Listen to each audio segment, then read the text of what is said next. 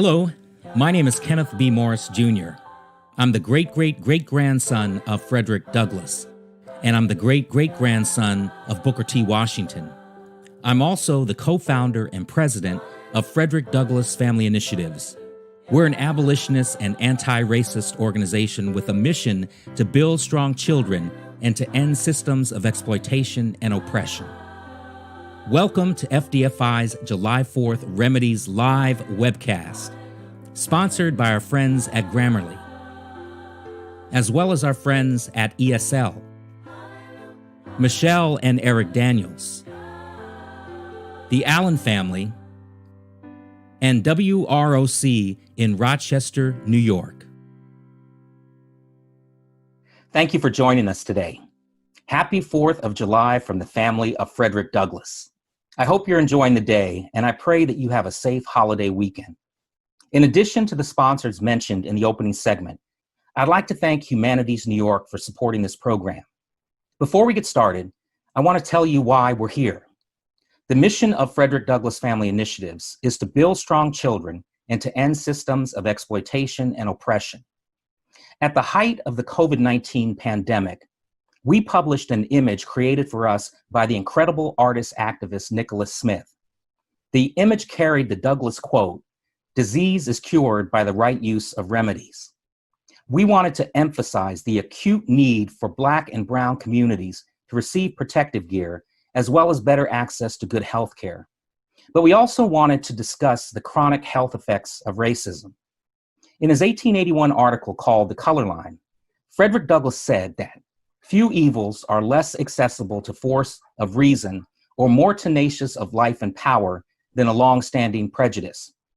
He considered racism a moral disorder that distorts perception according to its own diseased imagination. If racism is indeed a kind of disease, an epidemic in this country, then what are the remedies we have to address it? Douglass said that slavery is indeed gone, but its shadow still lingers over the country and poisons more or less the moral atmosphere of all sections of the Republic. Following the murder of Ahmaud Arbery and calls for the arrest of those responsible, we asked ourselves, what would Frederick Douglass do in response to extrajudicial murders of Black youth, women, and men in America? Using the past as a guide, we believe the first thing he would do is to write about it. That's why we decided to ask young people, if racism is a disease, what are some of the remedies you would recommend to address it?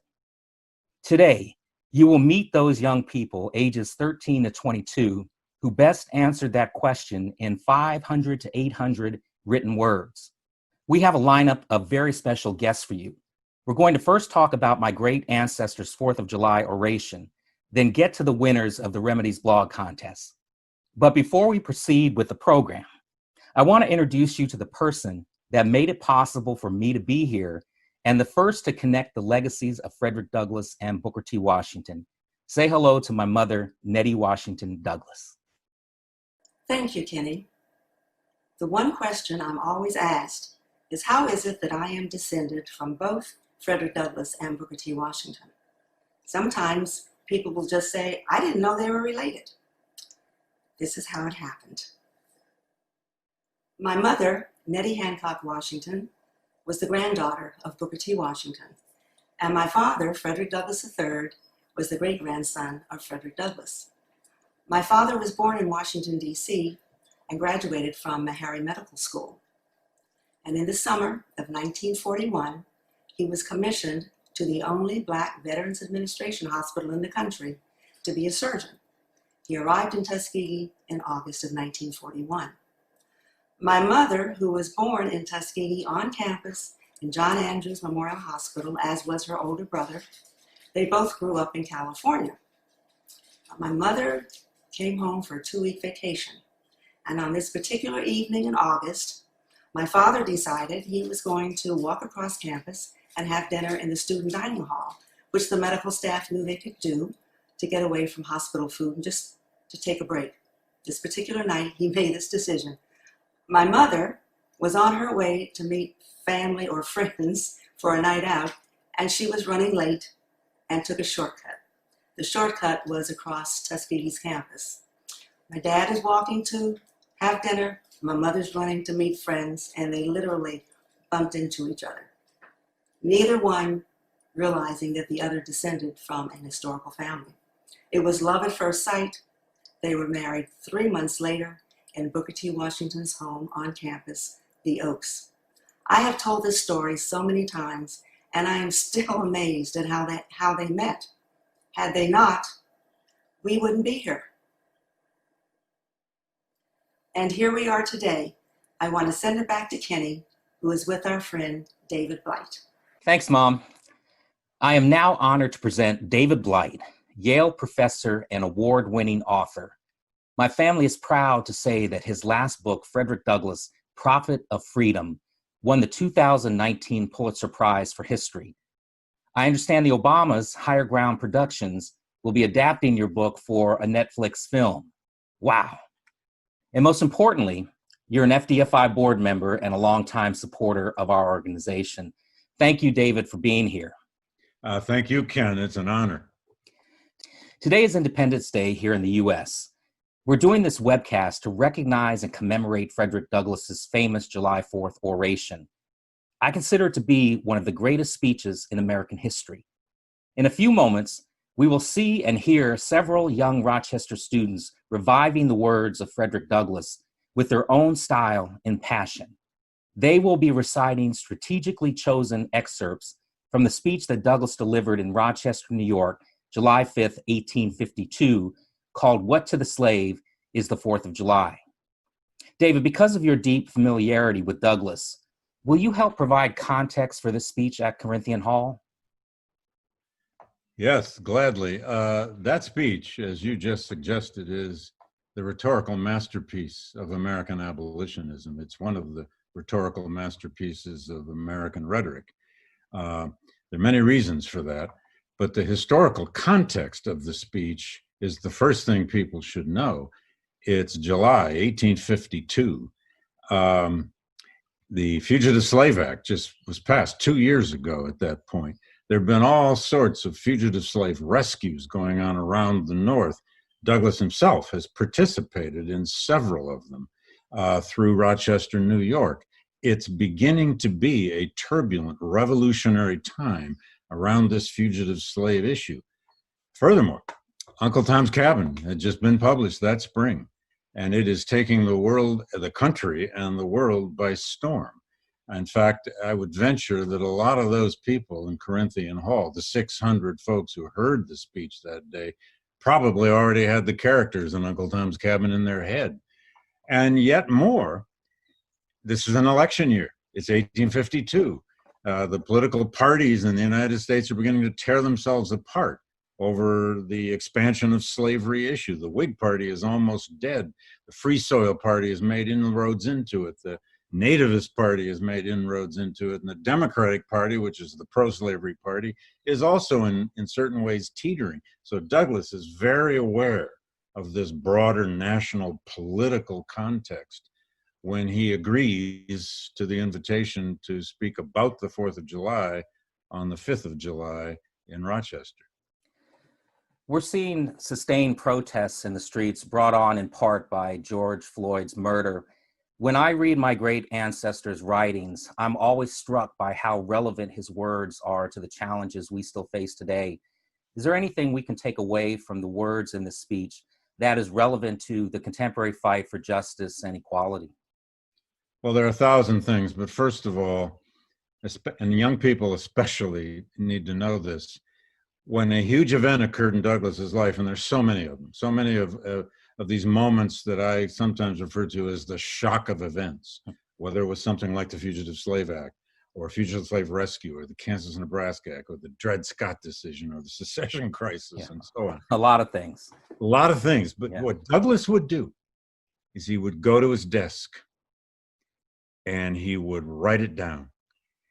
All of the great speeches by Douglass, including this one, we have in text form.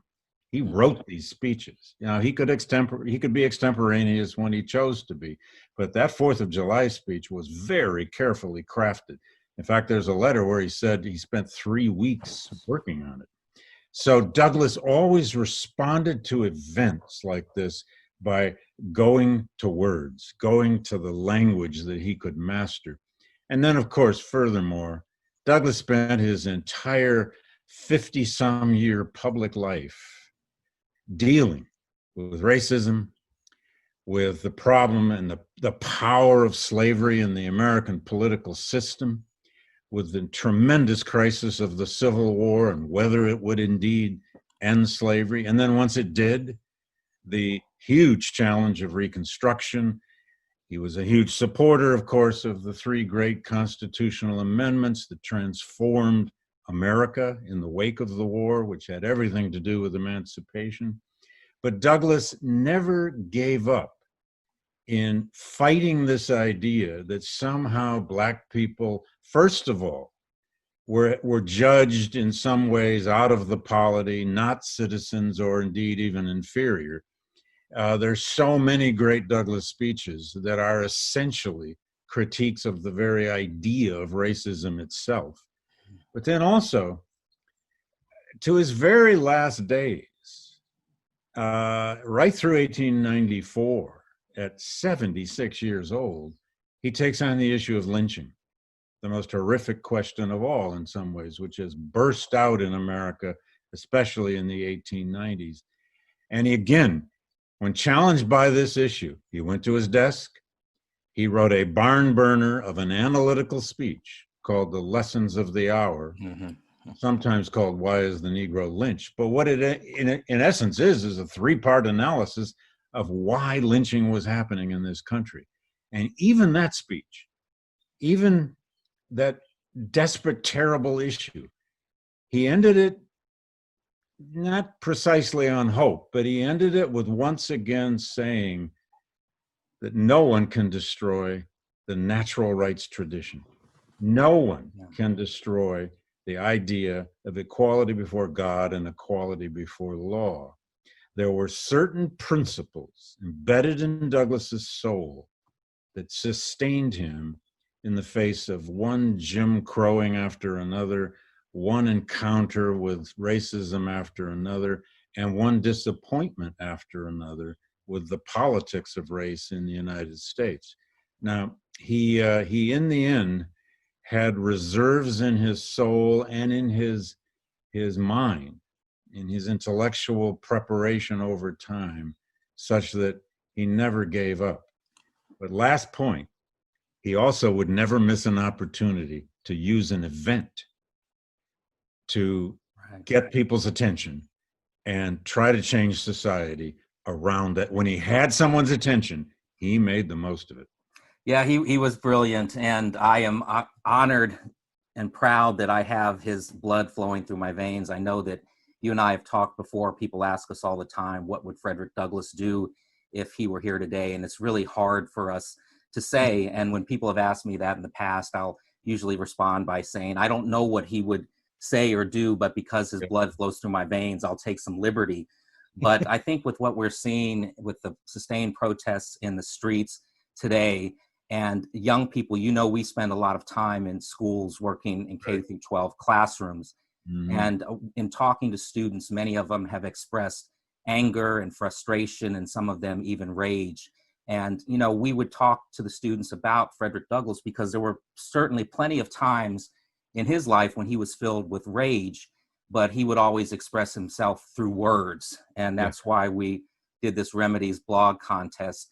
So what can young people take away, or what can they learn from this speech and from Frederick Douglass's life and work in general? Well, again, if they read Douglass enough, and your organization, the Family Initiative, which I'm proud to be on the board of. Yes, and we're proud to have you. You're our longest standing board member. Well, I'm getting to be the longest standing of the other thing too, but anyway, that's fine.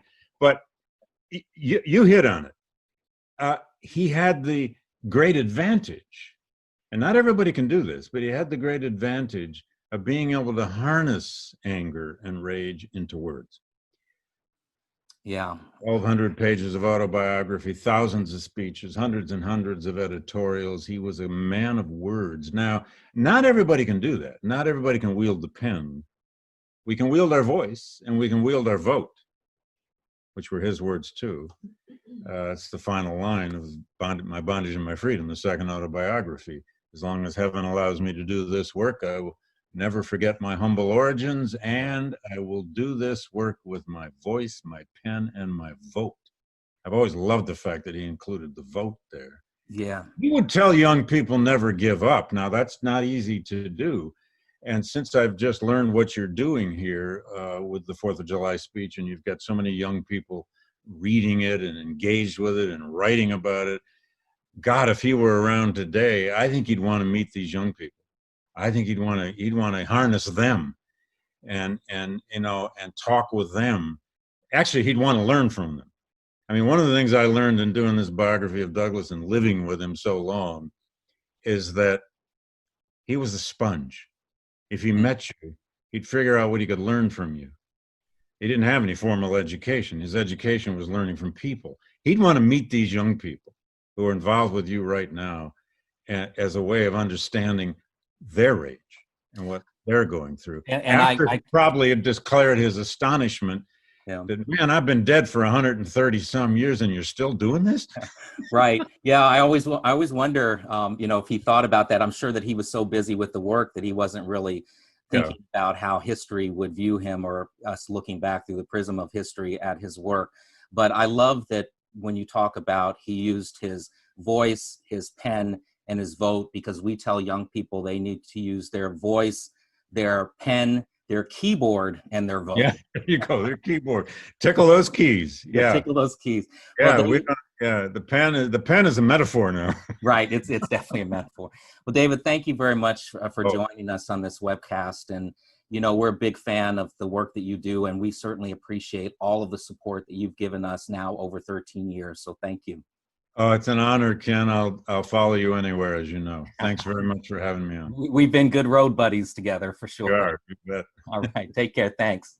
Thank you. Dear friends, it is my great pleasure to welcome you to the live webcast of the Frederick Douglass Family Initiatives Remedies blog contest. You are about to hear some of the most awe-inspiring young voices in our community present powerful messages of freedom and justice in the spirit of Rochester's own Frederick Douglass. The occasion for this event is the celebration of one of Douglass's most important and moving speeches, The Meaning of July 4th for the Negro, delivered on July 5th, 1852 in Rochester's Corinthian Hall. A biting and audacious commentary expressed almost 10 years before the Civil War. This speech is as relevant today as it was when Douglass delivered it. We are witnessing an historical moment brought forth by the heightened global awareness of the evils of racism and structural inequality. A critical mass of communities across the world is finally calling for justice for people of color. The words and deeds Frederick Douglass, especially those expressed in July 4th speech, continue to show us how we can answer that call. I am grateful that Frederick Douglass Family Initiatives has developed this incredible opportunity to teach our youth how they can secure their futures by looking to the lessons of history, especially Rochester's history. Thank you to everyone who is supporting this event through your participation, especially the young people who entered the contest. Enjoy today's presentations and have a happy and thoughtful Independence Day. Sincerely, Mayor Lovely A. Warren, presented by Anastasia Charlie.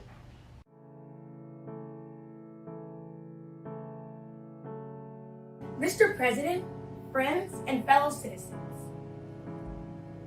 he who could address this audience without a quailing sensation has stronger nerve than I do. I do not remember ever to have appeared as a speaker before any assembly, more shrinking, nor with greater distrust of my ability as I do this day. A feeling has crept over me, quite unfavorable to the exercise of my limited powers of speech. The task before me is one which requires much previous thought and study for its proper performance. I know apologies of this sort are generally considered flat and unmeaning, I trust, however, that minds might not be so considered. This, for the purpose of this celebration, is the 4th of July. It is the birthday of your national independence and your political freedom. Fellow citizens, I shall not presume to dwell at length on your associations that cluster about this day. The simple story of it is, 76 years ago, the people of our country were British subjects. Feeling themselves harshly and unjustly treated by the home government, your fathers, like men of honesty and men of spirit, earnestly sought redress. They petitioned and remonstrated. They did so in a decorous, respectful, and loyal manner. Their conduct was wholly unexceptionable. This, however, did not answer the purpose.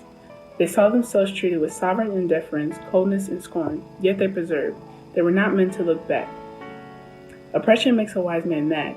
Your fathers were wise men, and if they didn't go mad, they became restive under this treatment. They felt themselves the victims of grievous wrongs, wholly incurable in their colonial capacity. With brave men, there is always a remedy for oppression. Their opposition to the then dangerous thought was earnest and powerful, but amid all the terror and affright of vociferations against it, the alarming and revolutionary idea moved on, and the country with it. On the 2nd day of July, 1776, the old Continental Congress, to the dismay of the lovers of ease and the worshippers of property, clothed that dreadful idea with all the authority of national sanction.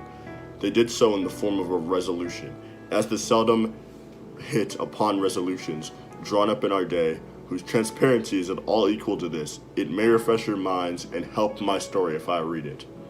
Resolved that these united colonies are and of right ought to be free and independent states, that they are absolved from all allegiance to the British Crown, and that all political connection between them and the state of Great Britain is and ought to be dissolved. Citizens, your fathers made good that resolution. You succeeded, and today you reap the fruits of their success.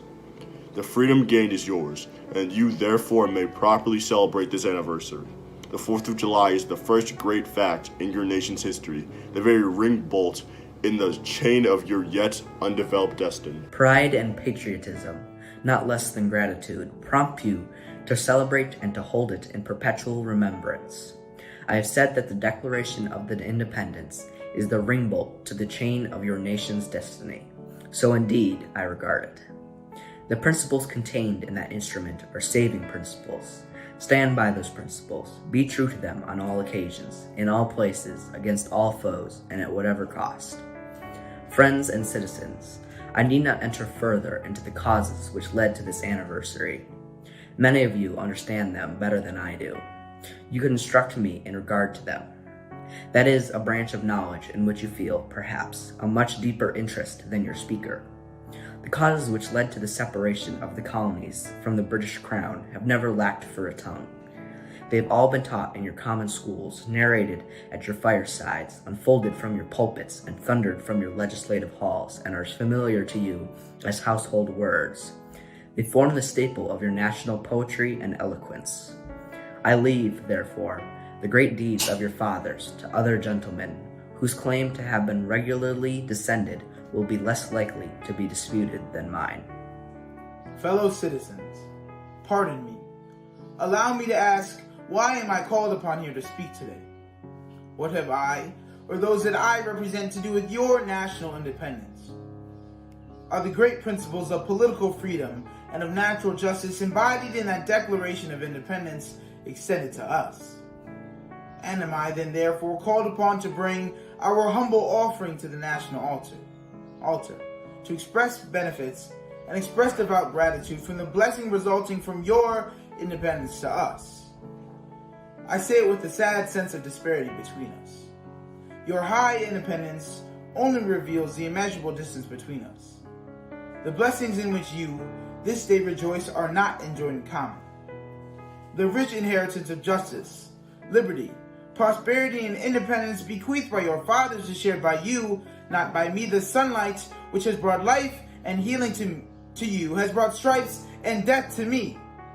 This 4th of July is yours, not mine. You may rejoice, and I must mourn.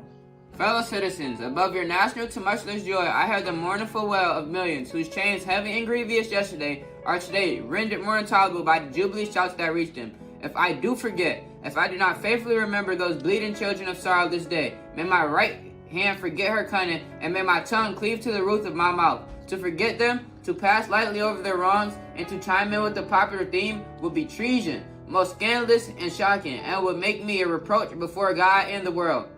America is false to the past, false to the present, and solemnly binds herself to be false to the future. Standing with God and the crushed and bleeding slaves on this occasion, I will, in the name of humanity, which is outraged in the name of liberty, which is fettered in the name of the Constitution and the Bible, which are disregarded and trampled upon, dare to call in question and to denounce with all the emphasis I can command everything that serves to perpetrate slavery, the great sin and the shame of America. I will not equivocate, I will not excuse, I will use the severest language I can command, and yet not one word shall escape me, that any man whose judgment is not binded by prejudice, or who is not at heart a slaveholder, shall not confess to be right and just.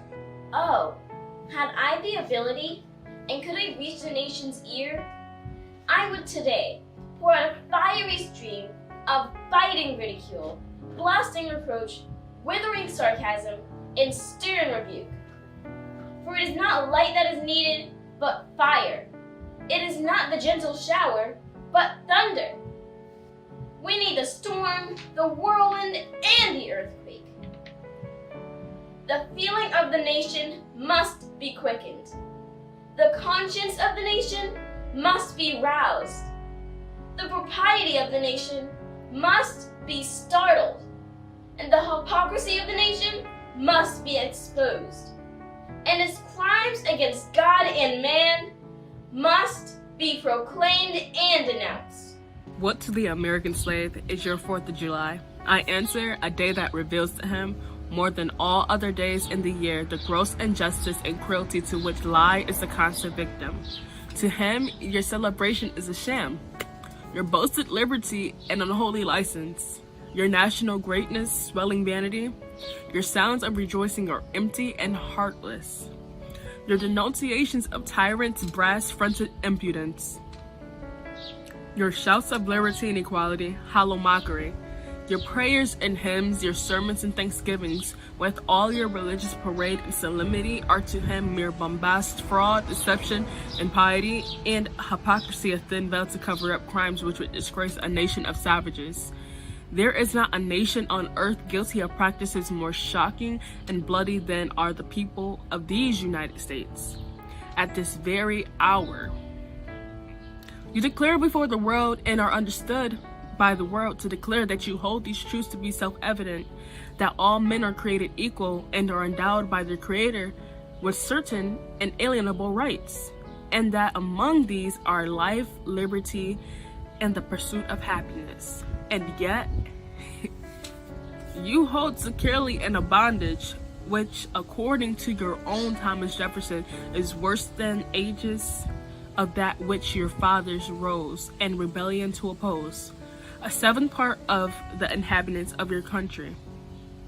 Fellow citizens, I will not enlarge further on your national inconsistencies. I have detained my audience entirely too long already. Allow me to say, in conclusion, notwithstanding the dark picture I have this day presented of a state of a nation, I do not despair of this country. There are forces in operation which must inevitably work the downfall of slavery. The arm of the Lord is not shortened, and the doom of slavery is certain. I therefore leave out where I began, with hope, while drawing encouragement from the Declaration of Independence, the great principles it contains, and the genius of American institutions. My spirit is also cheered by the obvious tendencies of the age. Nations do not now stand in the same relation to each other than they did ages ago. No nation can now shut itself up from the surrounding world and trot around in the same old path of its fathers without interference. The time when such could be done, long-established customs of hurtful character could formally fence themselves in and do their evil work with social impunity. Knowledge was then confined and enjoyed by the privileged few, and the multitude walked on in mental darkness.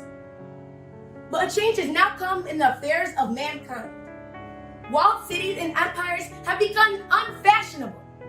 The arm of commerce has borne away the gate of the strong city. Intelligence is penetrating the darkest corners of the globe. It is making its pathway over and under the sea as well as on the earth. Wind, steam, and lightning are its charm agents. Oceans no longer divide, but link nations together. From Boston to London is a holiday excursion. Space is comparatively annihilated. Thoughts expressed on one side of the Atlantic can be distinctly heard on the other. The fiat of the Almighty, let there be light, has not yet spent its force. No abuse, no outrage, whether in taste, sport, or avarice, can now hide itself from the all-pervading light. Africa must rise and put on her yet unwoven garment. Ethiopia shall stretch out her hand unto God. And the fervent aspiration of William Lloyd Garrison, I say, and let every heart join in saying it. God speed the year of Jubilee, the wide world over, where from their gallant chains set free, the oppressed shall vitally bend the knee, and wear the yoke of tyranny like brutes no more. That year will come, and freedom's reign, to man his plundered fights again, restored. God speed the day when human blood shall cease to flow, and every clime be understood, the claim of human brotherhood. Each return for evil good, not blow for blow. That day will come, all feuds to end, and change into a faithful friend, each foe.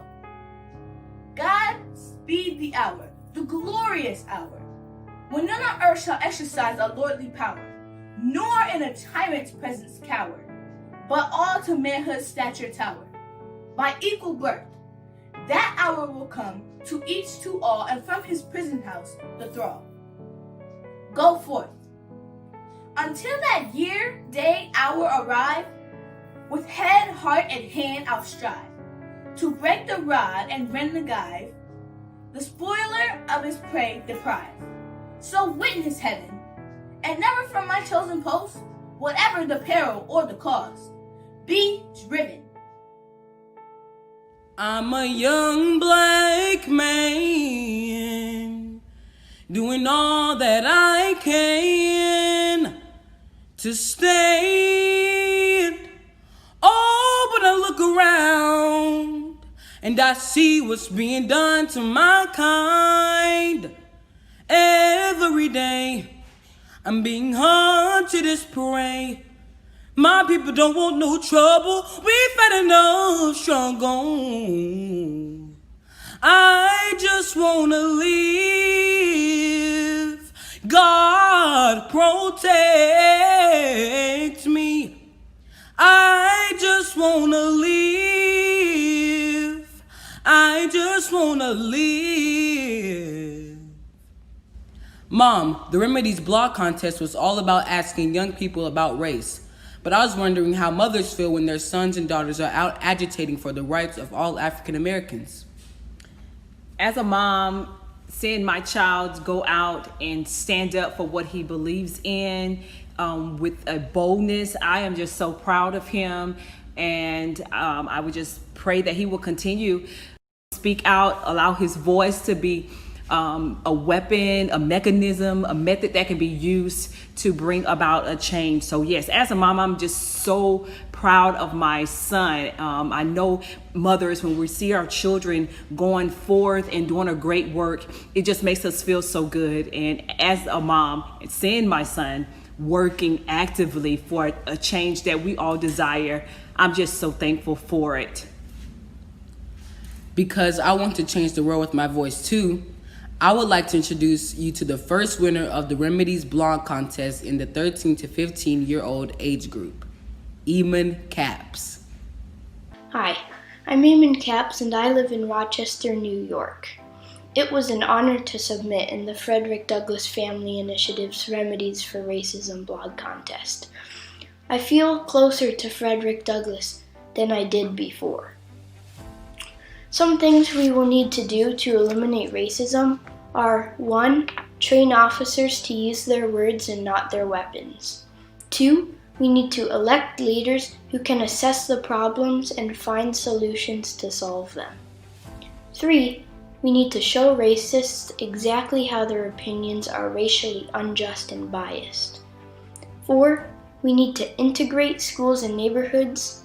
And 5, we need to address social and economic inequity. To confront racism, we must not only confront the racist people who have caused damage, but also the racist system that powers them. Thank you. Hi everybody, my name is Tasneem Gadiali and I'm 14 years old. I felt inspired to write my blog after witnessing real, tangible change brought about by citizens in my own community in Massachusetts. Just 4 days after George Floyd's death, my town passed a $125,000 bill to plan a new firing range for the police at a time where our nation was going through a moment of rethinking and reflection about how policing systems work. However, committed and educated citizens were able to sign petitions, go to protests, and move thousands of people to oppose the bill, which led it to be quickly repealed. This led me to believe that we can all affect positive change in our local governments. Let me read you an excerpt from my blog. When we are given an education about how we can get involved in our local government, paired with an awareness of racism, we can start to dismantle systemic racism piece by piece, from the bottom up. The true remedy to racism lies not in others creating policies or solutions, it lies within us. We need to educate ourselves and others, get involved, and make our voices heard. Happy Independence Day! Hi everyone, my name is Bakari, and I'm an RIT student from DC. I'd like to thank my professor, Evelyn Brister, for informing me of this competition and encouraging me to think for as long as I've known her. I knew I had to write this essay because I've hoped that the world can be a better place than it has been. Part of that struggle will be inoculating people against the racist ideas that have permeated America since its founding. Here's a passage from my essay, Towards a Cure.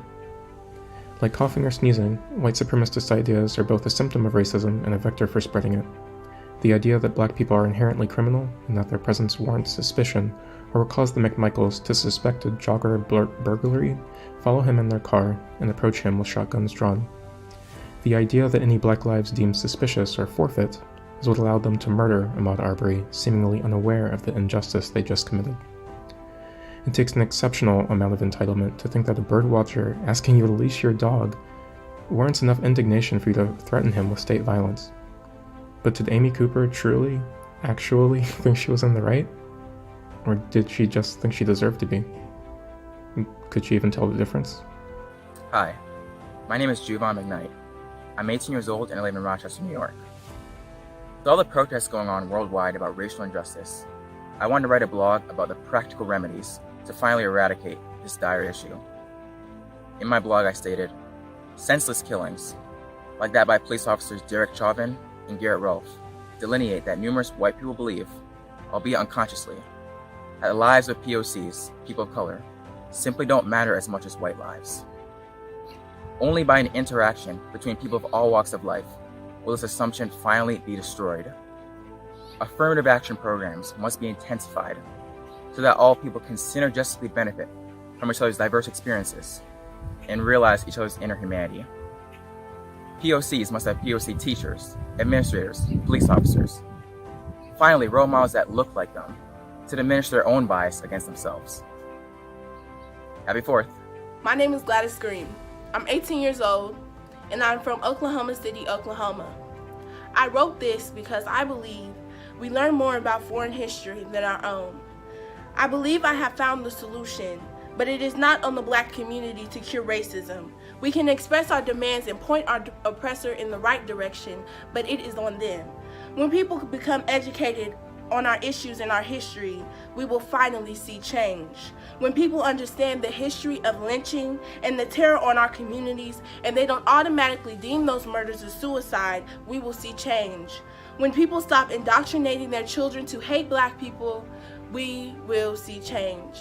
When the education system decides to do its job, we will see change. I hope I'm alive to see the change come. My name is Contessa Camacho. I am 19 years old and I am from the South Bronx. Writing this blog was important to me because it gave me a voice about a topic I have been very passionate about. While doing my associate's degree, my final paper, an inquiry project, I focused on remodeling our incarceration system and why it is problematic. This blog entry refines my ideas, recognizing the racial implications within our current model and what that means in the context of our history. I would like to highlight my favorite parts of my blog, which came from a deeper place than just research, but from my heart. Racism is a disease manifested through the incarceration system in the form of rebranded slavery. To remedy this, the incarceration system and the law itself must be reformed. The usage of private prisons in America must be abolished. No one should ever benefit financially from people committing crimes, and no one should have the financial motive to keep prisons full. Prisons must adopt anti-racism policies, preventing guards from using derogatory racial remarks and dehumanizing their prisoners. If we rehumanize our prison population, we work forward towards improving quality of life and deconstructing slavery in its newest form. Thank you. Have a happy Independence Day. Congratulations to all of the winners. I have a feeling Frederick Douglass would be very pleased to see how you have used organized, powerful, and provocative words to express yourselves and to demand change. If anyone ever understood the true power of words, it was my great-great-grandfather. In fact, he risked his life to read and write. An incredible wealth of ideas stored in his mind were unlocked because of his mastery of both the spoken and written word. As you have heard, the remedies for racial prejudice lie in both words and actions. It is clear to me that Douglass minds are all around us. Let's fight the disease of racism together, with young people leading the way. Now, it is my pleasure to announce the grand prize winner of the Remedies blog contest, Isaac Lee. Congratulations. Hi, I'm Isaac Lee, I'm 15 and I live in California. The main reason why I wanted to write this piece is because I want to let people know that racism can happen anywhere. And I think schools are definitely one of the more overlooked places, but it's important that we focus it on just as much as we do everything else because school is important. You know, it influences the minds of, hundreds and thousands of kids. And ultimately what we do, what we change about what we teach in these schools, it's going to impact the mindset of future generations for years to come. And I think it's important that we teach them to love, to accept, and to grow. Congratulations, Isaac. Congratulations to Iman, Tasneem, Gladys, Contessa, Bakari, and Giovanni. And congratulations to Isaac, whose grand prize winning blog is called A Letter to the Schools Who Taught Us Otherwise. It was first grade. I was 7. A classmate came up to me during lunch and started chanting, "Chinese, Japanese, dirty knees, look at these." He paired the insensitive rhyme with the equally insensitive movement of his eyelids. His eyes slanted up for Chinese, down for Japanese, as if that is what made the difference. When I told the teacher what the boy did, he was let off because it was just a joke. Let me tell you, when you experience racism as a kid, it's jarring. You don't know what it is. You don't know what they've just done. All you know is that you don't belong because of something you have no control over. Looking back, I was lucky. I grew up in a city with a majority Asian population. I didn't have to worry about not fitting in. Granted, I would be met with the occasional microaggressive comment, but overall, racism was mild. Except it wasn't. When I was 14, I learned what systemic racism was. It almost surprised me. It made sense that a country built on white supremacy would maintain it at any cost. But I guess a small part of me died when I realized that even a city like Irvine, California, glorified for its safety and diversity, could suffer the same fate. Maybe it was the fact that only 2% of the population was black. Or perhaps it was the fact that all housing billboards had white faces. And maybe, deep down, I already knew the moment that kid came up to me. It's funny, really. Racism in school? It's not unfathomable, but it's not common either. And if you need to wonder why, then I guess it really works. It's come to a point where our education has been colonized right under our noses. And schools were built to unite children, It was a place where kids of all color could come and learn and grow. You taught us that this was the land of the free. We sang the preamble. We learned your language. We played by your rules, and it still didn't matter to you. When I was 8, Black students made up 16% of students. It didn't matter that they also made up 34% of expulsions. We were too busy celebrating a madman's colonial explorations of genocide, or as you called it, Columbus Day. When I was 9, you brought police officers. It didn't matter that they shoved a child to the ground. We were too busy learning about the enslavement of the Asian immigrant population, or as you taught it, the Transcontinental Railroad. When I was 13, you told me slavery was illegal. It didn't matter that slavery lived on through the prison industrial complex system. We were too busy learning how lawmakers paved the way for legal slavery, or as you put it, the 13th Amendment. You did what you thought was best for us, and I applaud you for trying. But there is no middle ground. When it comes to the equity of human lives, compromise isn't an option. But you didn't care. Columbus slaughtered for European expansion, you made him an honorable explorer. Slavery continued for 400 years, you said it was outlawed. Martin Luther King was a provocative protester, you rebranded him as a mild motivator. At every step, you racially suppressed our history. You whitewashed our textbooks, glorifying the white man. Like a disease, you attacked us at our roots, conditioning us to become as ignorant as the ones who oppressed our ancestors. And, like a virus, racial prejudice is embedded in all of us. So where do we go from here? What can you do? As a virus has no cure, there's no way to fully eradicate the racial prejudice we see. But we can treat the symptoms. There are a lot of fixes needed.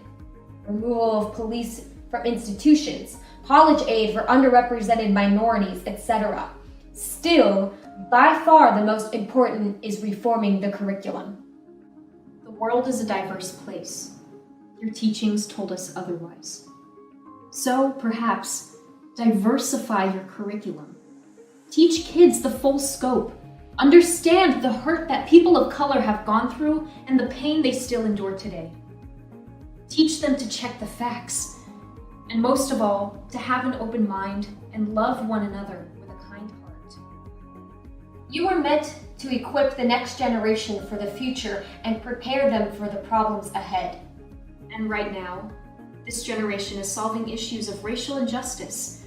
But no thanks to you. You can try to ignore it, suppress it, contain it. But ultimately, racial equality? This is a lesson you need to learn. Hello, my name is Erica Mock, and I am the Vice President of Strategic Partnerships at FDFI. I want to encourage you to stay tuned for a very special song presentation from the new Douglass musical, American Prophet. It will be following our Q&A session, so you don't want to miss it. Now, let me lay out a few ground rules for our Q&A session. If you are viewing from YouTube or Facebook, of course, you can ask questions directly. But if you are viewing from our FDFI website, please email us at info@fdfi.org. Now, let me introduce you to Kenneth B. Morris Jr., Nettie Washington Douglas, and Isaac Lee. Now, the first question will be for Isaac. Have you, now having good ideas and a strong voice, will you continue working to end racism? I'm probably going to try to donate a lot of my prize money towards organizations, but I'll have to do some research about, especially on ones that help with reforming the curriculum and helping with diversifying our education system. Wonderful, wonderful. So we'll go to the next question, and that is for Nettie. Nettie, would you ever write an autobiography like FD did? It won't be like FD did, for sure. But yes, actually, it's in the works. it's something that I have been thinking about for a very long time. And I often get questions, and often people assume I've already done one, but I figured I had to live life a little bit so I'd have something to write. But yes. Great answer. Thank you. Great answer. So Ken, the third question that we have will be for you. Were the Douglass descendants in the NPR segment yesterday related to you, and how? Yes, all of them were related to me. And I was so just thrilled to see the younger generation of Douglass descendants step out and step up. And I hope the viewers had a chance to catch that. It was an NPR segment. And so in that segment, there were 5 of the Douglass descendants. One was my nephew, and then the others were cousins. And I was just so impressed with all of them. A few of my cousins I hadn't seen since they were very small. I think the last time that I saw them was at the Frederick Douglass statue unveiling at the US Capitol in June 2013. So it was really a thrill to see them all almost grown up, not quite grown up, but to speak so eloquently and to represent the Douglass family and Frederick and Anna Murray Douglass just so wonderfully. You could say it might be in the genes. So we'll yes. So we will go back to Isaac.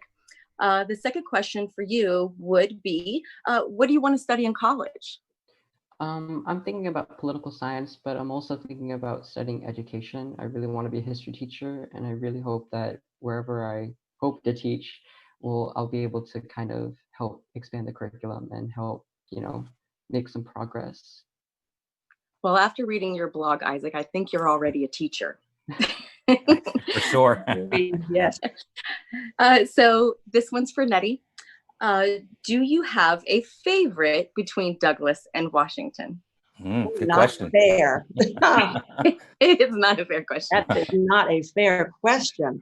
I will say, though, I do feel closer to Frederick Douglass. And I was once asked the same question in Rochester. And I quickly said Frederick Douglass, and I thought, I wonder why I said that. Because Booker T is actually one generation closer. I'm one generation closer.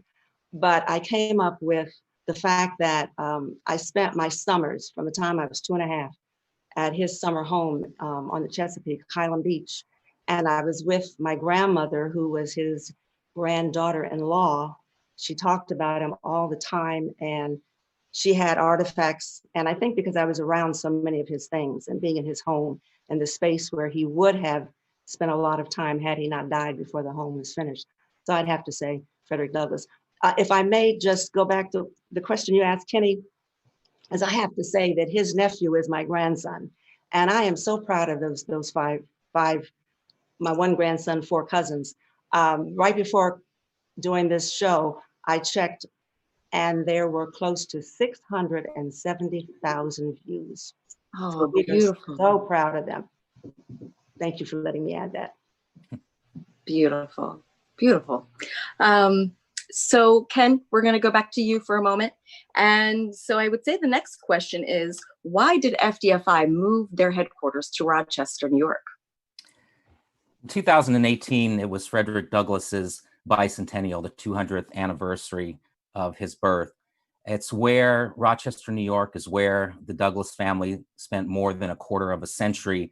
It's where Douglass published the North Star newspaper, which was the leading abolitionist voice. And in 2018, we worked with the community, a number of organizations around the bicentennial, and we erected, I can't remember exactly how many statues. I think it was 13, 14, or 15 statues of Frederick Douglass in locations all around Rochester that were significant in his life. Rochester, New York is also the place where Frederick and our great-great-great-grandmother, Anna Murray Douglass, are buried at Mount Hope Cemetery. So it was a combination of the support that we got during the bicentennial year, the support that we continue to get, and the fact that if Frederick Douglass were here today, I believe that he would be very disappointed with the racial inequity in Rochester. Our work at Frederick Douglass Family Initiatives, since we were founded in 2007, we've been doing human trafficking prevention education work. And now that we're headquartered in Rochester, that work continues to racial equity. And that is obviously a very important topic, especially in the climate of this country right now and the protests that we're seeing out on the streets. And I'm really encouraged by the diversity in age of the protesters, diversity in race. And so Rochester is a place that was very important to the Douglass family. And we're very honored to have our headquarters there. Wonderful. Isaac, I'm going to ask you one more question, and that would be, you mentioned that you would like to be a teacher, and I said, I think you kind of already are, but wondering just how you plan on going forward, especially because your blog was just so moving, how you plan on furthering that teaching of racism or anti-racism to the younger generation. Well, I've been trying to have a strong, active social media presence, especially trying to find, sources. And I've also been doing a lot more reading up. I've been trying to educate myself even further and try to, contemplate more complex problems like, how do we solve, how do we solve racial justice, but without the prison system? So I think I'm really trying to understand the full scope of that. Great answer. Great answer. We could keep you on all day. So I'm going to go back to Nettie one more time here. Nettie, how old were you when you found out about your lineage? Oh, that's another good question. And I can't give you a specific age. I really don't remember. I don't remember that they sat me down and said, I have something to tell you. I just know that from a very early age, I was always doing something. Didn't always know why I was doing or what I was doing. But probably, I would say I began to understand when I was in elementary school. I did not learn that much in school. So all of my learning about my ancestors came from my mom talking about her grandfather, Booker T. And then, of course, like I said, spending my summers with my grandmother, Douglass. She talked about Frederick Douglass all the time. But I'm grateful for that. And I was going to add something of the other question that you asked me about feeling close to Frederick Douglass. One of the other reasons too, I think, is because Frederick Douglass was, in my opinion, was an orphan. Did not have a mom or dad. He had his grandmother up until he was about 6 years old, and sometimes with his grandfather. And that maternal instinct in me, I think, really comes to the forefront when I think of him, basically an abandoned child growing up on his own. And it's just something very special about him. And I have to say, people will laugh at me, my close family and friends, but he's with us today. Yes. And yes, he is. And he is extremely proud and happy, very proud of the students. And I just wanted them to know that. I know that I'm feeling it because I'm feeling a little something special, and you know what I'm talking about, Erica. Yes, the wind. So do you have any final thoughts, I think, that you would like to say, Nettie? Other than I am just extremely proud, and I want to thank everyone, FDFI, that put this together. I have the fun part of doing this, but Robert, I know Robert doesn't like me to mention his name that often, but Robert and Kenny and the staff that you have there, and you, Erica, just thank you. I've been getting texts from friends, and they think that this is an awesome program. I thank you so much. Congratulations to you, Isaac. I'm so happy to see you in person. We spoke on the phone, but the blog that you did, would never think that you are, it's a 13 or 14. I know you're in the 13 to 15 category. 15. Yeah, unbelievable. And but he wrote it when he was 14. You just turned 15, correct? Well, belated birthday. Yeah, but all of the entries, congratulations to all of you. They were, haven't read them all. I will read them all. Now that my eyes have been fixed, I will be reading them all in the next couple of weeks. But yes, thank you to everybody that put this together. Congratulations. Very, very proud of all of you. Well, I can personally say I'm honored just to be a part, and it's my true honor and privilege. And then I will throw it back to Ken for one final question. And just if you could explain, what do you think, or where do you think FDFI will go from here? Well, we have a lot of work yet to be done for sure. We will continue our human trafficking education work and our training of educators through a program that we have called Protect. It's in partnership with 2 California-based nonprofit organizations. That program is training that's delivered online and certification for educators to be able to implement prevention, human trafficking prevention education curricula in the classroom. And we're in 30 plus counties in California, we're in Utah, we're in Texas. And the way that the program was designed, it was designed to scale up. It's the most innovative, comprehensive human trafficking training program that there is. We will continue to work on legislation at the state level and at the federal level. And then we will continue our racial equity work that we've started in Rochester, New York. And just to kind of as a follow-up question, do you feel that there will ever be a Frederick Douglass Museum in Rochester, potentially? We have a lot of ideas. We're not short on ideas at the Frederick Douglass Family Initiatives, and we have a vision for the Frederick Douglass Center for Race and Equity. And so anybody listening to this broadcast that has any ideas or that can support us in any way, we would love to hear from you. And I will take this opportunity to thank everybody that is tuned in to watch this. And I hope that this inspires you to want to continue to learn more about Frederick Douglass.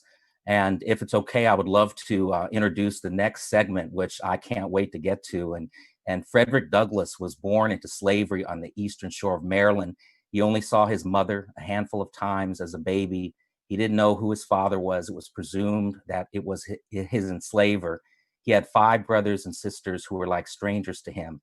However, he did have someone in his life early on who showed him love and nurturing, and that was his grandmother, Betsy. In the next segment, you're going to hear a moving song from the new musical, American Prophet, Frederick Douglass in his own words. It'll be making its world premiere at the Arena Stage in Washington, D.C. in 2021. The song is called If I Were Your Mother, and it will be sung by Marva Hicks, who will play Frederick's grandmother in the production.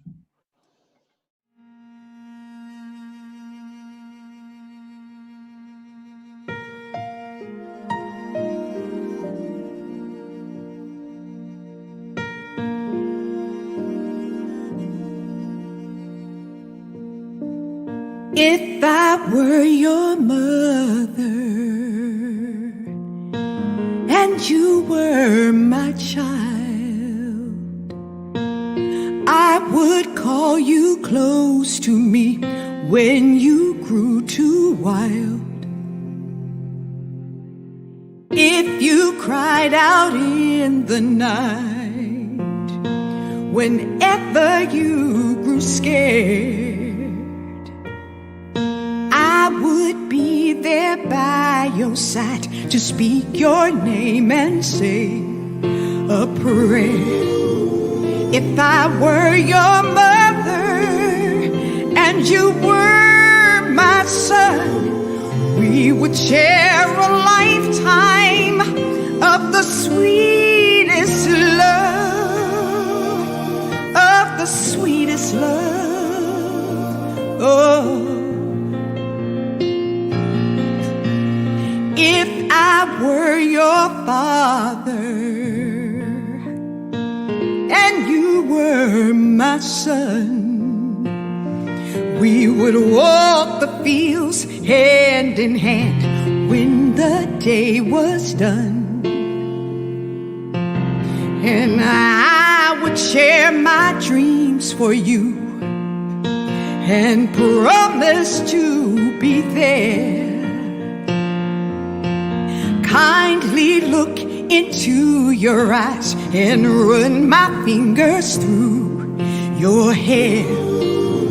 If I were your father and you were my son, we would share a lifetime of the sweetest love,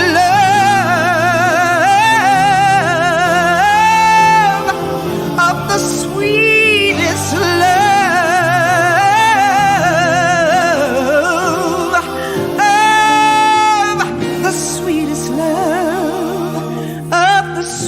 this love.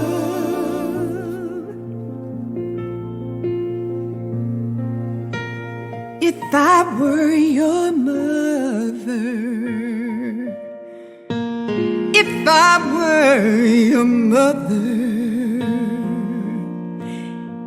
if I were your mother. Hi, my name is Yolanda Renee King, and I would like to first start with congratulations to the essay winners. My grandfather once said, "Only when it's dark can you see the stars." I believe that maybe during this time it might seem dark, but we do see the stars and the shining. So keep on shining. Do not dim your light for others, and we will get to the promised land indeed. Thank you, and may God bless you. As the nation celebrates independence today amid nationwide protests demanding systemic reform, we need the spirit and voice of Frederick Douglass now more than ever. We need the voices of young people like those you have just heard here today. I was moved by everything that I heard in this webcast. But when Gladys from Oklahoma City read an excerpt from her blog and said, "When the education system decides to do its job, we will see change." And then she said, "I hope I'm alive to see the change come." Did you catch that? She is hopeful, but we should ask ourselves why an 18-year-old should ever have to feel that way. When will true, meaningful change come? Frederick Douglass said, "It's easier to build strong children than to repair broken men." What are you doing to build strong children? What are you doing to address meaningful systemic change in your community? If you're inspired by this program, please consider making a contribution to our work by texting the keyword history to 71777. If you're watching this on the fdfi.org website, please click the Give button below this video. If you're watching on Facebook or YouTube, the information to make a contribution is in the description section. Thank you for supporting our work, and thanks for joining us today. Please enjoy the rest of your day and have a safe holiday weekend. Bye, everybody. Thank you. Safe and happy holiday. Happy Frederick Douglass Day. Thank you. Happy Frederick Douglass Day. Thank you all for joining us for this virtual curtain call. There you go. Thanks again, everyone. Bye, everybody. Thank you. Bye. Bye.